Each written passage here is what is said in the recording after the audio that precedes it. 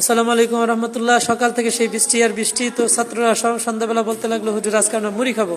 তো যেই কথা সেই কাজ, কিছু টাকা দিয়ে সাজ্জাদকে পাঠাইলাম যে দোকান থেকে আলু চপ, বেগুনি, মুড়ি, চানাচুর এগুলো নিয়ে আসো। তো এই যে দেখেন রায়হান কত সুন্দর করে তাকায় আছে কখন সে খাবে। তো এই যে এখন আমরা আলু চপ, বেগুনি, পেঁয়াজু, ছোলা বুট এগুলো ঢাললাম।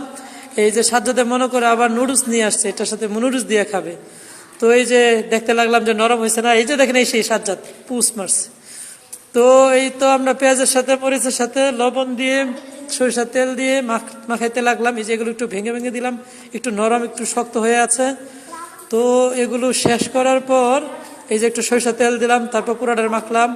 সব শেষ একটু খেয়ে দেখলাম কি অবস্থা, না ভালো হয়েছে, মাশাআল্লাহ খুব ভালো হয়েছে। তো এই যে আরাফাত ভাই মুড়ির পুরটাটা একটু খুলে দিল, মুড়িগুলো মাখতে লাগলাম। মুড়িগুলো মাখতে মাখতে মাখতে মাখতে মাখতে দেখেন একদম কি সুন্দর একটা কালার হয়েছে, অসাধারণ।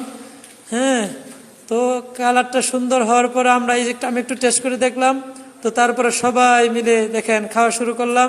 কেমন হয়েছে সবাই একটু জানিয়ে দাও, সবাই একটু হাত নাড়িয়ে জানিয়ে দাও কেমন হয়েছে। মাস